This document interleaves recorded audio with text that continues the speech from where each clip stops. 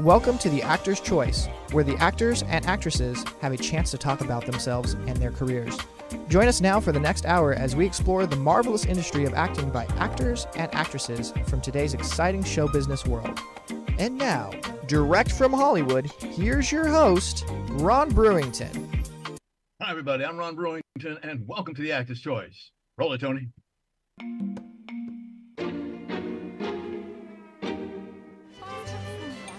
Hi. Can I be of help? Yeah, you the manager here? I am. My name's Mike. And my wife, she ordered a Midori pineapple sour, and neither one of us can taste the alcohol. Fine. We're leaving. Let's go, honey. But I want ice cream.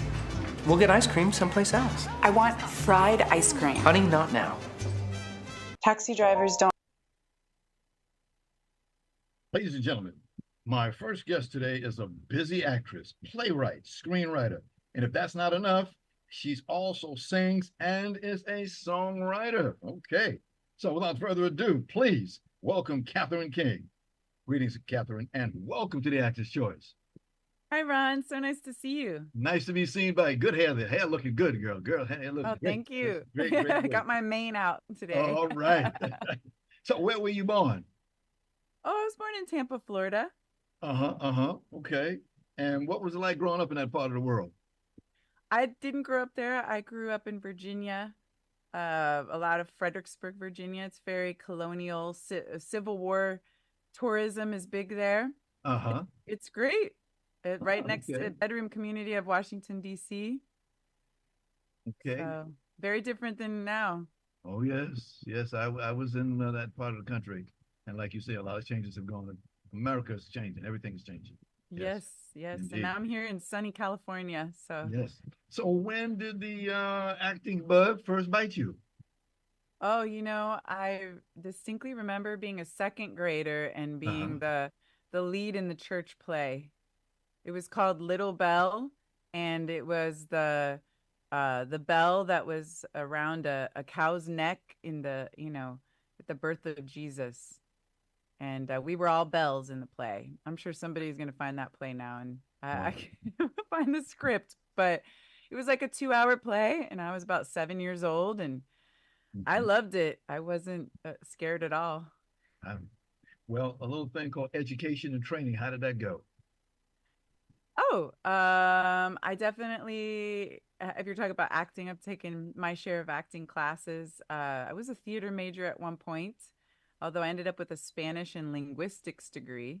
The linguistics has definitely taken a lot of forms.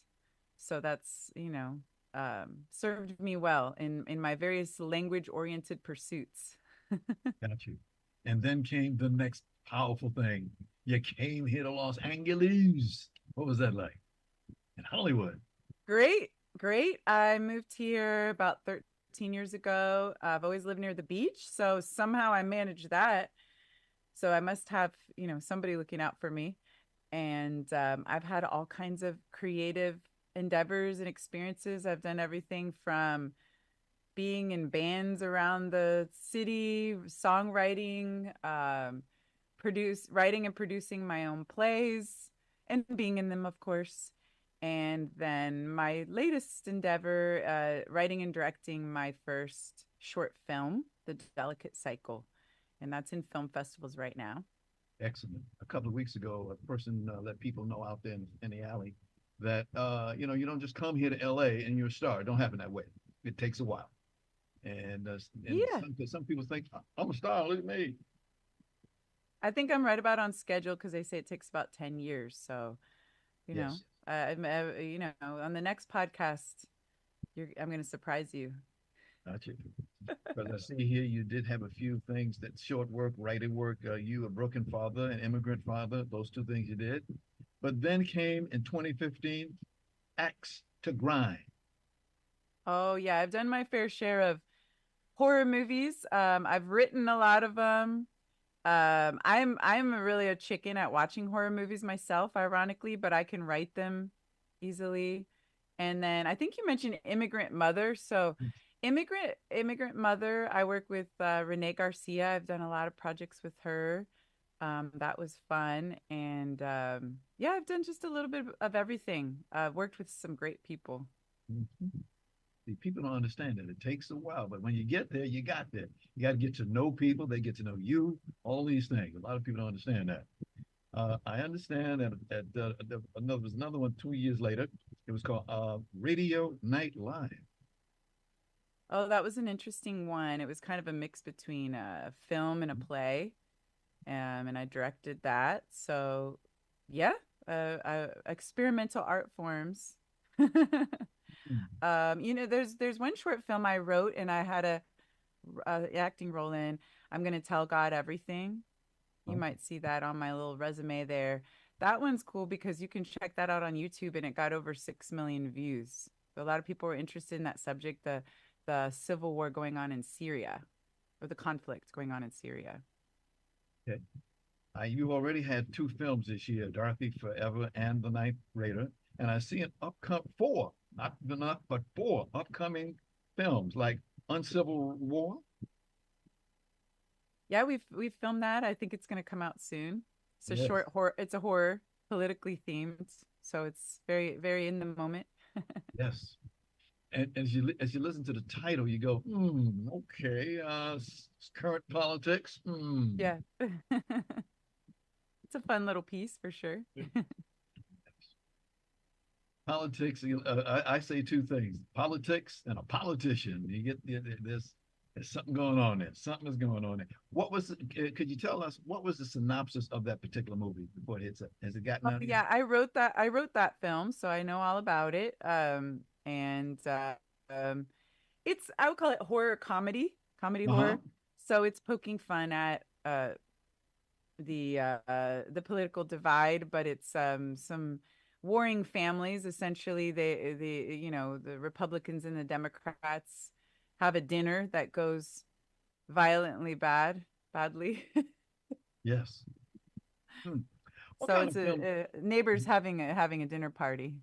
But there's a lot of knives at a dinner party, so Yeah. can use your imagination to fill in the blanks.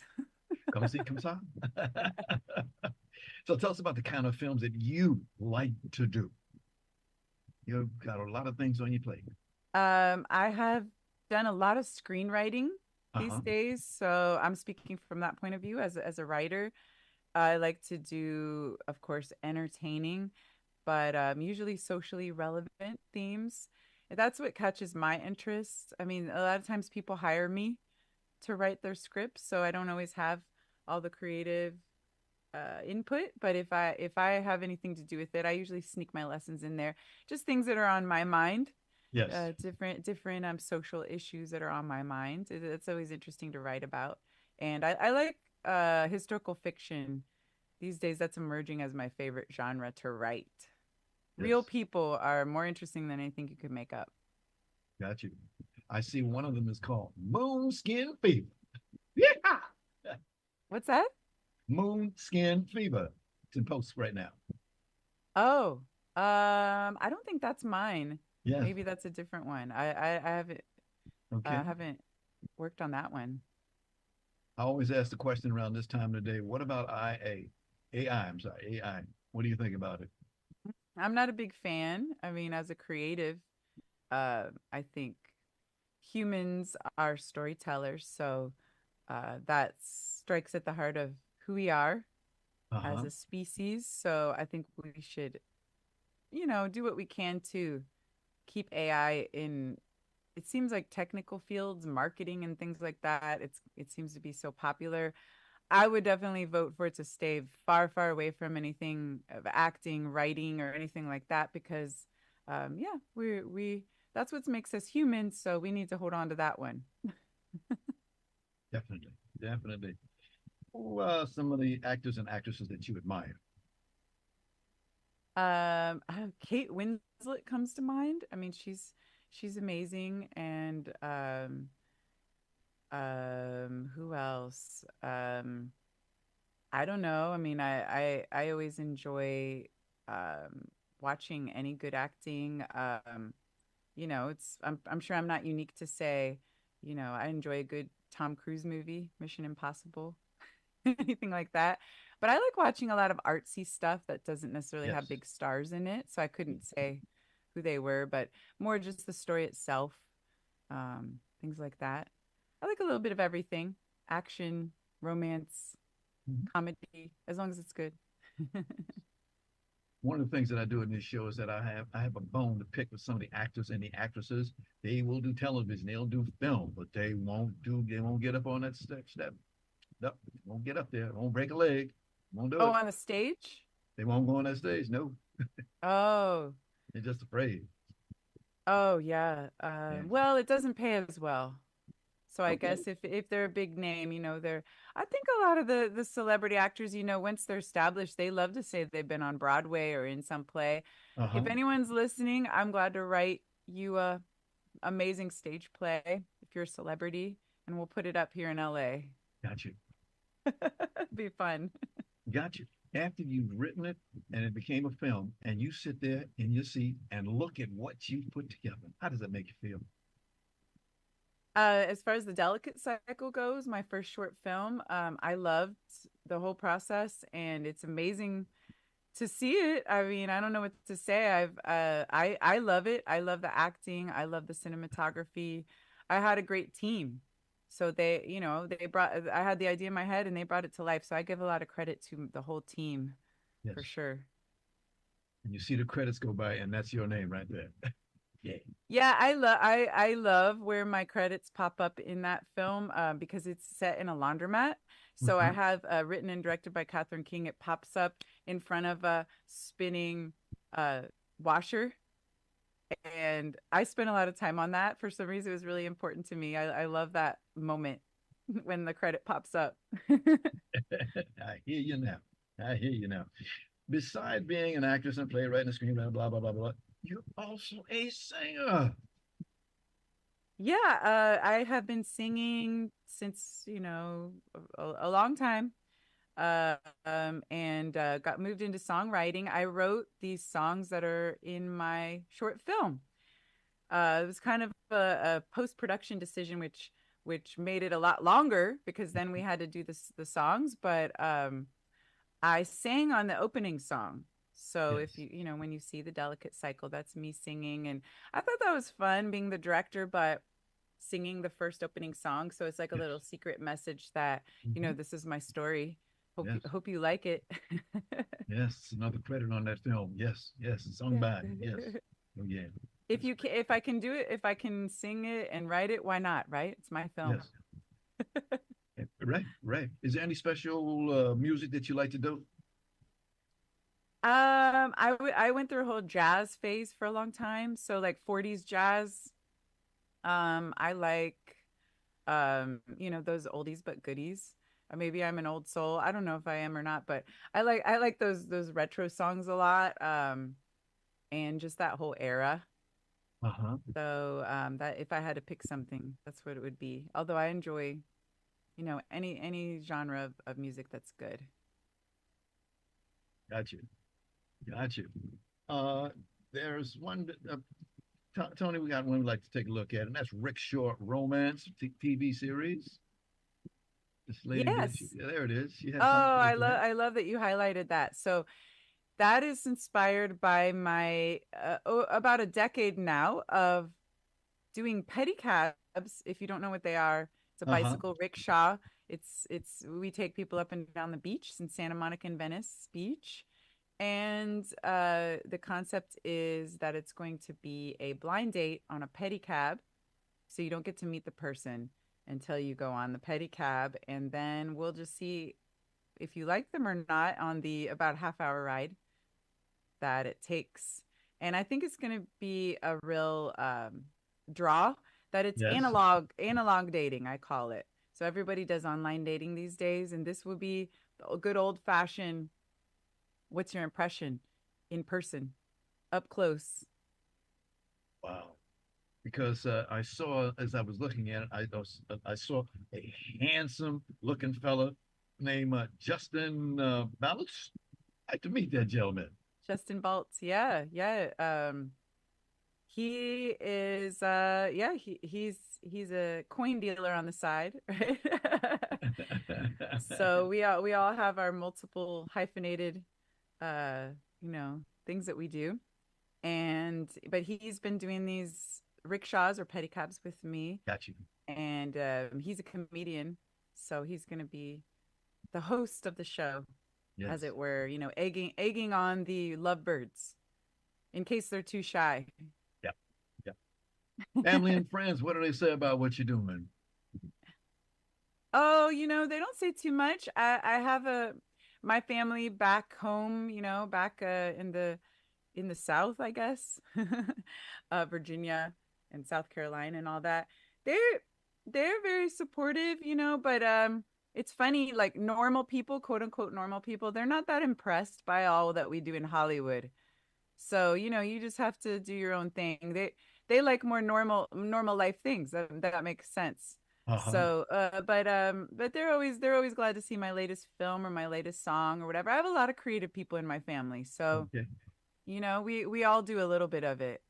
Yeah. It just Good. comes in the Before we get family. you So out you of have to here, do something really impressive to stand out. uh-huh. Got you. Before we get out of here, we got something for you. Tony, roll it.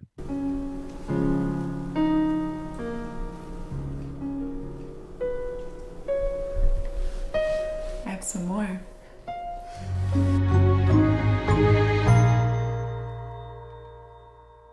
These burns are too much for your little body.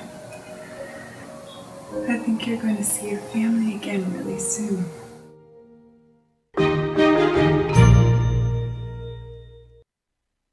Catherine, that was a wonderful hearing of what you do. You sure got a lot of stuff. Lady, we wish you the very, very best. Keep in touch, and we'll have you come back again to hear more about what you do. All I say to you is keep it up. May God bless you. That's all I can Thank you so much, Ron. Bye-bye. Have a great one. Indeed. Bye. Bye-bye. Ladies and gentlemen, Katherine King. As the Actor's Choice, I'm your host, Ron Brewington. Roll it, Tony. We would like to let you know that we're asking our history squad to help us get former baseball player Curt Flood into the Baseball Hall of Fame. Curt passed away January 1997, husband of one of our wonderful guests, renowned actress Judy Kaye. So to go to our office, if you would, 213-349-3941. That's 213-349-3941. Okay? Thank you so much. Roll it, Tony.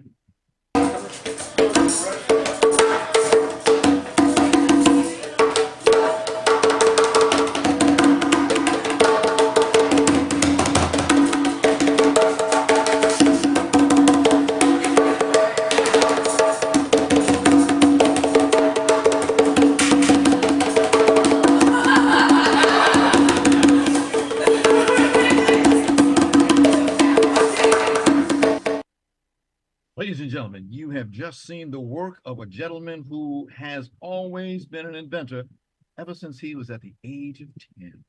Now, the story is that his parents couldn't afford such things, so he would make it and invent it himself, okay? Now, when other kids were out there playing ball, he would be inside the room hammering and sawing until 1, 2, or 3 o'clock in the morning. What a story. Ladies and gentlemen, please welcome inventor, drummer, producer, Jimmie James. Greetings, Hey. Jimmie, and welcome to the Actor's Choice. Hey, I'm glad to be here. Hey, what a story. What a story. Where were you born? Los Angeles, California, here. Los Angeles, California. Oh, yeah, I've been here for a little bit. Spent a little time here. It's that story, when I read it, I said, wow, that's interesting. 2, 3, 4 o'clock in the morning, inventing something, you know. Oh, yeah. Quite a story. You're still doing it now? You keep on doing it now? I think. You hope. Yeah, I'm still doing it. I'm having all these dreams and these ideas coming in my head and my dreams. And when I tell people, they say, oh, yeah, right. I said, well, hey, you weren't in the dream, so you can't make no judgments on what I see and what the man of spirits give me. We have a copy of what was the certificate showing you as an inventor. And yeah. It's quite a document. Yeah, there it is. Thank you, Tommy. Yeah. The assembly gave you certification of recognition. That's just one of them. I have 9.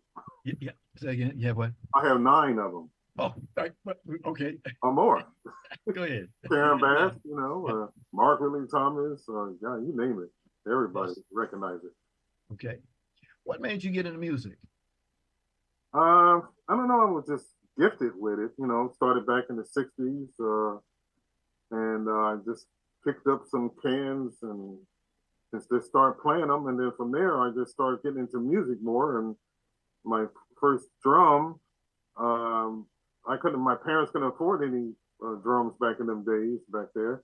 So I needed a snare drum. I didn't have a snare drum, so I took a timbali, drilled some holes on the side, and put some rubber bands underneath there, and it sounded like a snare drum. But I've been studying music for many years.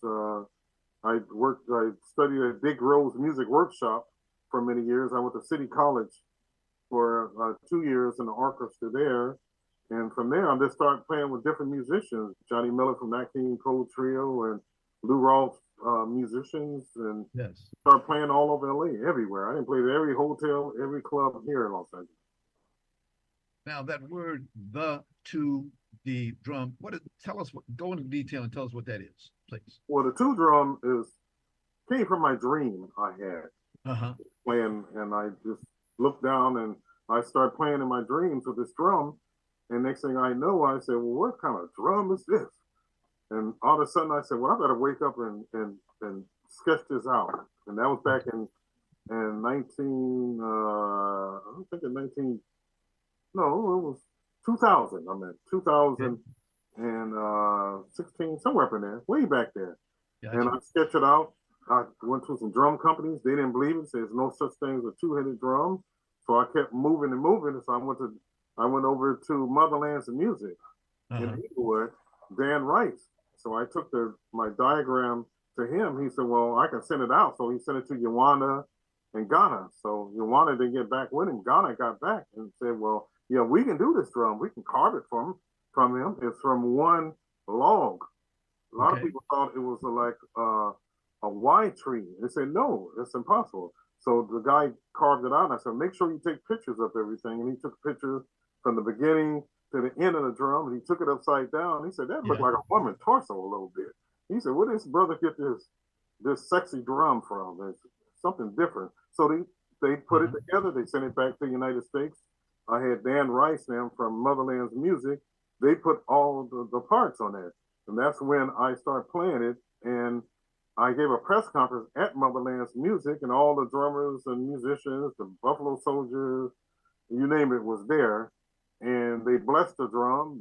They called this drum the healing drum from anger and pain and hate in the world. Yeah. And I said to myself, yeah, right.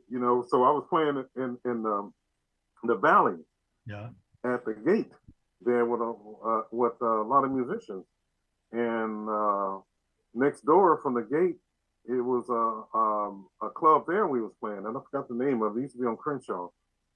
And this couple came in fussing and fighting. And I said, God, they get ready to shoot each other, beat each other up, and sit next to me.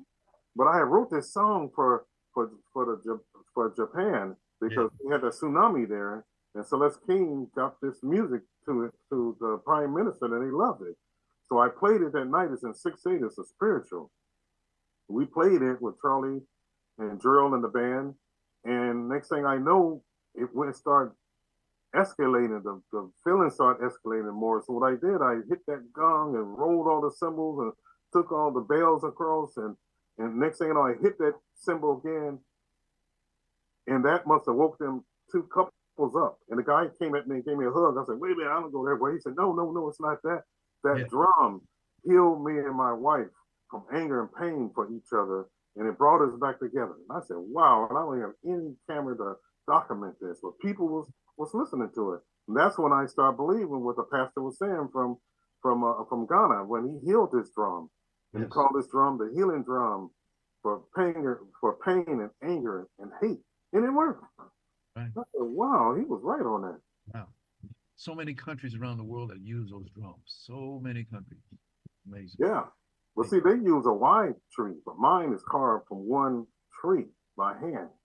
I have all the pictures and videos of the guy when he carved it to prove to people this drum was made from one epa wood, they call it, an epa wood. It's a fruit tree. Yes. And that's when he loved it. He said, this drum is something. It's a spiritual drum. And I was shocked when I heard this guy tell me that night. They brought that couple back together. Their love came back together over this drum. Okay.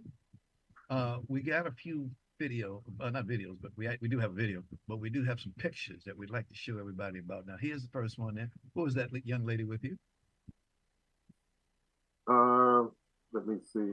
Oh, that's Dionne Warwick. Dionne Warwick, indeed, looking good.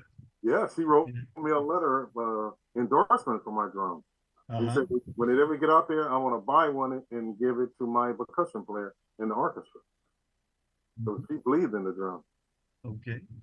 Next one. That was at her CD party, her first release on a CD party. I see. Yeah. Speaking of parties, there's a party lady right there. You and a party lady. Who is that lady? Oh, that's Dionne. I'm not Dionne, but Annie Watson. Watson. Yes. Yeah. So they had them D's in there. I'm getting them mixed up a little bit. Yeah, she's a very nice person and stuff. Yes. She wrote a lot of letters for me for them documentaries that I put together on my drum and to the city council recognizing my drum. Yes. This lady, she's marvelous lady. How about this one? Oh, Rita Marley. I do video work besides and photography. She was here in town back in 2009, somewhere up in there. She was getting some awards. And I asked her, can I take a picture of her? She said, yes. I said, well, my father was a Buffalo Soldier. Wait a minute, my husband wrote that song, The Buffalo Soldier. Right. I said, well, here's a picture of my father, Curtis L. James, Buffalo Soldier. Can I take a picture with you holding my father's picture? She said, yes. And I took a picture of it. And that picture right there is in Bob Marley's museum. Okay. A lot of folks don't know who those people are, Buffalo Soldiers. They don't have no idea who they are. Yeah, I know. They did a lot of work out there. They did they went through a lot of hell in their life out there. You know, like the Montford Point Marines and Tuskegee Airmen, a whole lot of things went down in certain times in America's history. But it's always there. Tony, number 37, if you would, sir. Ah, you with some ladies there. Who are those ladies? Oh, I remember them. We took their pictures. I was at the gate. We was doing some showcases, and they was there. And Marley Gibbs. Marley Gibbs. Yeah, and the other sister, I forgot her name. It was with JJ and them with Good Times. So they said, "Hey, let's take some pictures." I said, "Yes, okay." So they love that drum. All right, they love See it. What you get? Yeah, opens doors. Next one, very powerful gentleman, not here today. He's gone now. Celeste King, my man. Yes. Yeah, I was his cameraman for 29 to 30 years. Woo! With Core. He loved my work because each time that he need a cameraman, that I'm right behind him. I mean, we took pictures of prime ministers, people from different countries, presidents, and he had other photographers, but them guys are so busy talking to girls and eating at the bar and drinking. Me, I follow him like a bird on top of him. He said, Jimmie, I love you. Every time I turn around, I need a picture. I don't have to be calling photographers. You right there. He loved it. And I was his official photographer for CORE, the Congress of Racial Equality in California for 29 to 30 years. And we put a statue on the corner of King and Crenshaw. Got you. Next picture. There you go. Here's a certificate of special recognition. Oh, I remember that. I was teaching classes over at the Young Saints at Second Baptist Church. Okay. And Maxine Waters gave me that certificate for my work there for many years. Maxine, yes, I know who you're talking about. Now, here's one that I saw this picture, next one, Tony, and I look at it, I go, what is that? Let's see, 39. Okay, it's a picture of, there it is. Thanks, Tony. There's some food. Look at that food. I cook too, so. When I went to high school, everybody talked about me. You cooked that? Yeah, I cooked that. All right. Yeah. I learned how to cook back in junior high school, and everybody used to talk about me and say, oh, cooking is for girls. I said, all right, eating is for girls, and you don't need to eat that. So I took up every class. My pops, who was a Buffalo Soldier, he was telling me that make sure you take up all the wood shops, classes, cooking, sewing. I do it all. You name it. And that was my cooking from the 4th of July. Okay, we got one more picture for you. This is a couple that we know you've known for days and days, Mr. and Mrs. Jerry and Carmelita Pittman. You guys have been together a long, long time. Well, yeah, that's like my big sister. I got her back all the time. She loves me too because I hang out with her. I've been playing in a band for many years, and anytime she needs some camera work, I'm there for her. Yes. And like a big brother, you know, she needs help. Gotcha. She's there. And Jerry was a very nice person. He's down to earth and stuff. He used to work with Channel 4. Yes. And Carmelita, she's a writer too, the Hollywood Weekly. Yes. And she's always hiring me to do all the video work. She won't hire anyone else but to do the video, the photography work. Great couple. Great couple. Thank you, Tony. Thank you. We have a video that we'd like to show you. Roll it, Tony.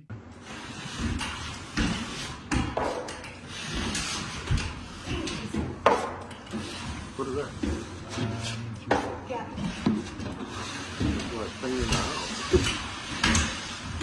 Okay. All right. But anyway, moving right along. So what's next for you? Next for me is just trying to get my drum to company and get someone to finance it for me and put it out there in the world that people can buy. Because there's a lot of drummers that's interested in the drum, but I played out there by the marina in a club out there, and this guy came. He said, "I love that drum. I want that drum. I gotta have that drum." I said, "I cannot sell it to you because I don't have any manufacturers right now." He took $2,500 and slapped it on top of my drum and said, "I want this drum." I said, "I cannot sell it to you." Right. I had two made. I sold one to a friend of mine named High, and he bought it. He said, "No, I want that drum. I gotta have that drum." So I sold it to him. All right. He bought it from me. So the one I have now, I'm holding on to it for myself until I get with company first. But this drum has unusual sound because a friend of mine was doing an interview at Celestine office right there on King and Dinker, because I have a mural wall there, and I have it registered with the city culture office here in Los Angeles, and the police department is right next door, across the street, southwest. And I was playing it. He said, "Practice a little bit with the drum." So I start practicing. The center of it, when you hit it, it's like a boom sound, like an earthquake. And I kept rolling and hitting the drum like something was blowing up. And the police department came out with rifles and guns to the roof, looking at it, thought there was some gunfire. I said, "No, it's this drum." There's something about this drum, that sound, it does to people. It makes you move, or it sends an earthquake sound or booming sound out there that people can feel through walls and stuff like that. Got you. So I'm just moving ahead with the drum and trying to get with corporations and trying to get it out there. But I'm still doing my video work, photography work, and working with Carmelita a lot out there. I worked with R.G. Franklin for the Franklin Agency. She was a PR person for Ellis Fitzgerald for 34 years. And I worked with her for about 29 years. That's how I met everyone through her. And Frank Sinatra Jr., I was his DP. All right. Eddie Albert, Sid Milton, Ray Bradbury, you name it. I did it all with all of it. It was because of RGP Franklin. And may God bless her soul. She passed about a year ago. And she was like a big sister to me too. You know, I looked after her when she got kind of sick, and since she said, "Well, Jimmie, you cook, come over here to help and cook for me, do this for me and everything." And well, Jimmie, we're running out of time right now. I just want to say congratulations on the drum invention. First, hope that you continue making good music, folks to enjoy and continue the many projects that you got involved with forever and ever. Take care of yourself. You're welcome. Okay. This is the actor's. Thank you, sir. This is the Actor's Choice. I'm your host, Ron Brewington. Roll it, Tony.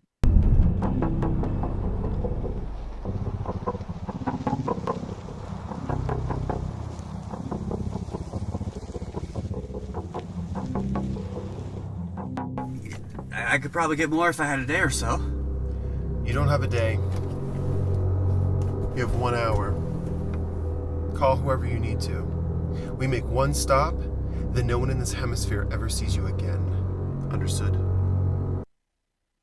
Ladies and gentlemen, our next guest today is a lady who really enjoys what she does in the business. She has a degree in English literature that she got from Trinity International University, And then she spent a semester studying film and interning in Hollywood before relocating to Los Angeles. Now, she's worked for producers, directors, agents, and others to help her here make it good for this industry. So, without further ado, ladies and gentlemen, please welcome Kelli Bowlden to the Actor's Choice. Greetings, Hello. Kelli, and welcome. Welcome. Thank you. We just saw a video for that. I believe that's Trigger. Yes, sugar. I said, I saw it. I said, maybe we'll play it because I know it'll bring back memories to this lady. Definitely. So, where were you born, madam? Atlanta, Georgia. Georgia. Yeah. What part of Georgia? Well, I grew up in Marietta. We lived there till I was 10 in the suburbs. So, what was it like growing up in that town? I loved it. It's stuck with me, even though I've moved around that Southern hospitality and sweetness. I still love my sweet tea. Oh yes, and the food. What can I tell? Everybody knows it. The food in Atlanta and in that whole city down there, state. Oh God, my mouth is getting wet right now. Just thinking about it. Okay. You have done a lot of different things. You're just getting yourself going.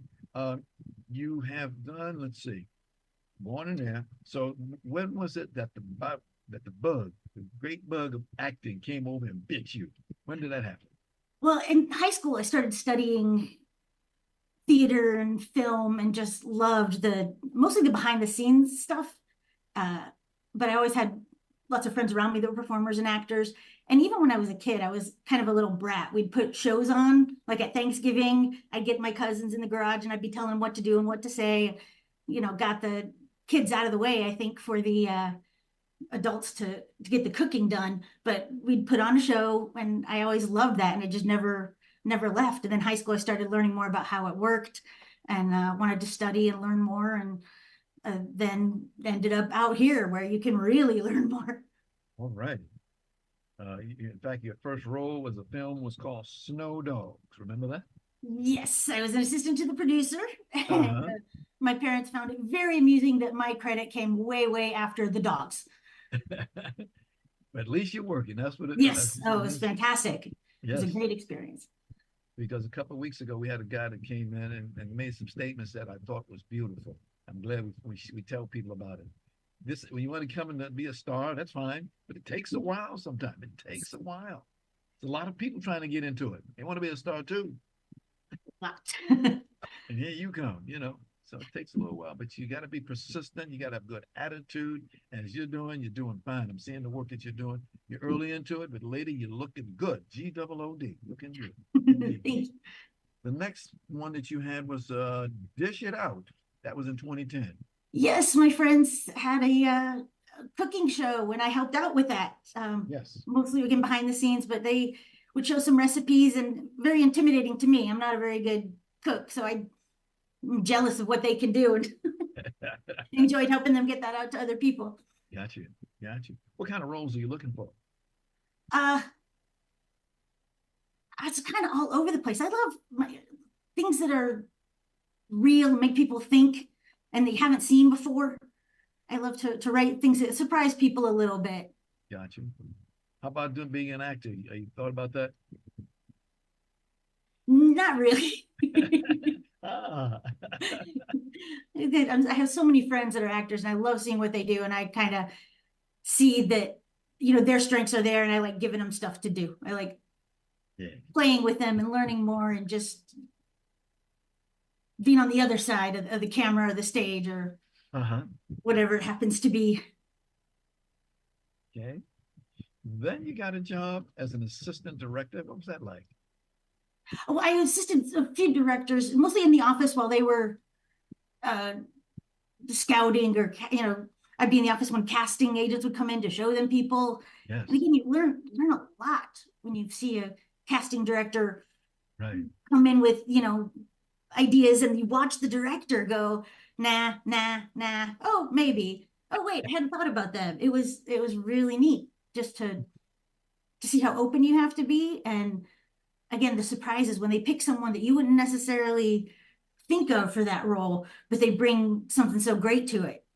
It's neat to see, I'm glad people are are open to that instead of just, stamping in the person who looks like they're supposed to for that role or whatever. As I hear you talking, I'm thinking to myself, when you're on the set, this is my crazy question. There's a part of the set that I always like to be. What's your favorite set? What part of the set? Like a film set, Video Village. Okay, all right. I want to see what they're seeing. Okay. But if I'm in a Question. Ask me that question, please. What's my favorite place? Could you ask me that question? What's your favorite place? Where they eat at. Crafty. Gotta go to Crafty, yes. Oh, yeah, we have that food out there. My goodness. I've been in a couple of movies. That's the first place you find. Yes. I've been in a couple of movies. Harlem Nights was one of them.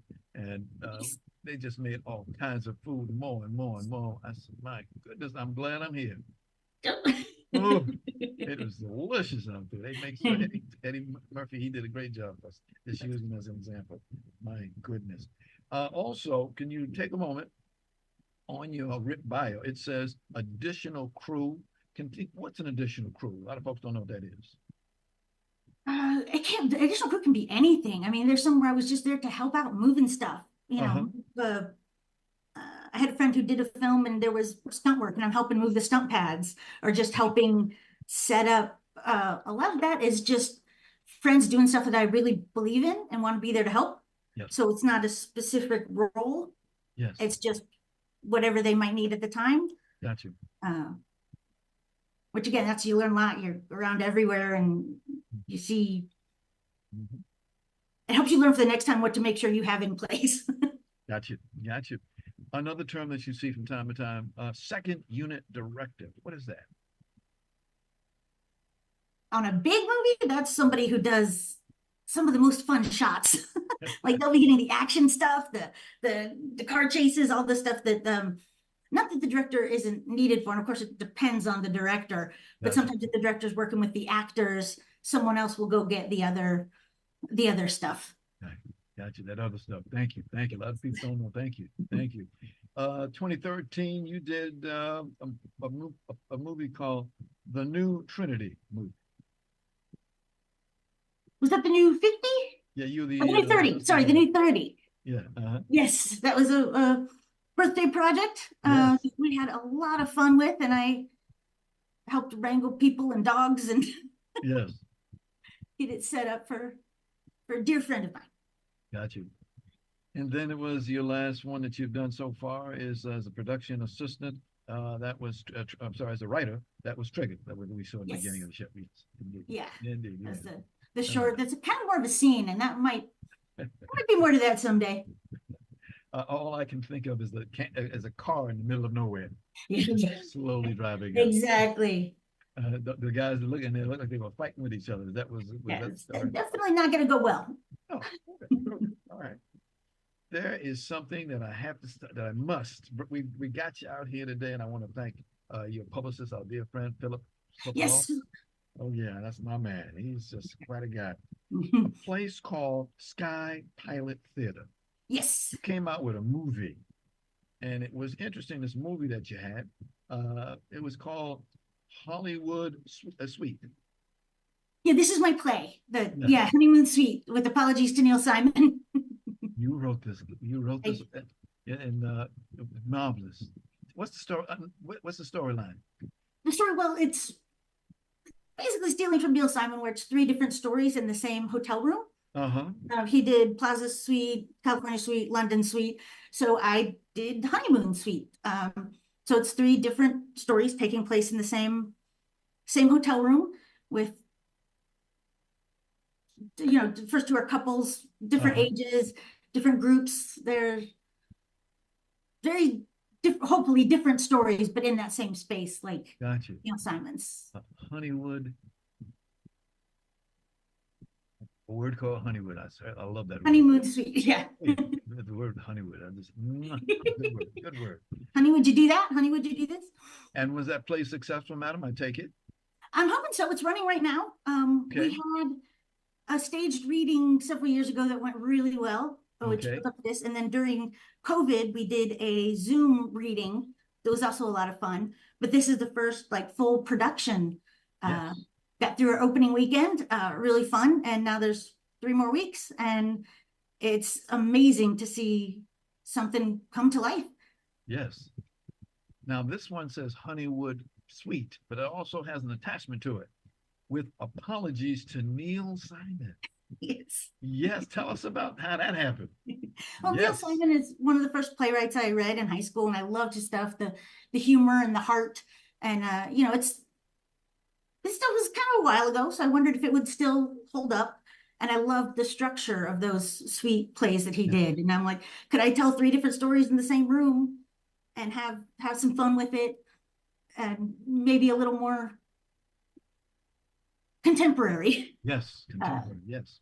But he's such a legend, and I love his work. I didn't want for a second to think anyone had any doubt that I know I am stealing from the best, and know that I No question about borrowing his structure. Got you. As you know, he died in New York Presbyterian Hospital on August 28, 2018, at the age of 91 years old. Like you say, he's quite a person. Quite a person. Yeah. He's amazing. A good person. Yeah. But tell us about this play. What's the synopsis on it, please? Well, the first story is a young couple that have gotten married, and now they're wondering if maybe they made a mistake. The second is an older couple. This is their second marriage, and there's some things they're just learning about each other. And the third is a bridal party kind of coming together to support the bride after the wedding did not go as planned. Yes. So Gotcha. there's a lot of Interesting. It's at the Sky Pilot Theater. Yes, it's produced by the Sky Pilot Theater Company, who I've been seeing for years. I have several friends that have been involved in their productions. So it's really neat to have them producing this. Yes. After, I can't remember how many, at least like eight or 9 years that I've been seeing their stuff at various theaters around LA. Mm-hmm. Oh yeah, there's our cast. Yes. Right. There's the cast. Yes. Can you tell us about some of them, please? They're Bunch of them. Okay. it's hard to see all of them, but they're all just bringing so much. And you know, it's when you write something, you have it in your head, and when you see it come to life, it's amazing. But there's a part of you that's like, why didn't I think of it? So I really appreciate the interaction is so important. Obviously, the way they're playing with each other and just making each other better performers and bringing so much to these characters that I'm learning a lot, and it's just so much fun to see them getting those reactions, making people laugh, and hopefully maybe feel something. Oh, wow. We have a video of that we want to show folks. This one was made of what's actually being played right now. This is the new one. Roll it, Tony. Room service. Okay, please, can I have your potato skins? I'm starving.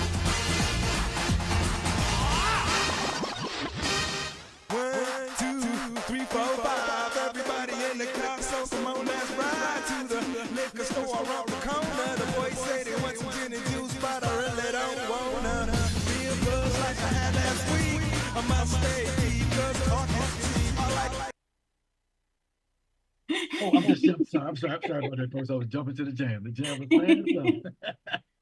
We were both jumping back and forth. Hey, oh, that's good music. Good music. Some of the energy they're getting is great. Yes, ma'am. Oh, now you've made these. How many more plays? You got any other plays coming online? Nothing that's ready yet. I'm working on the next ones, but nothing that's up to par, I guess. It takes a while.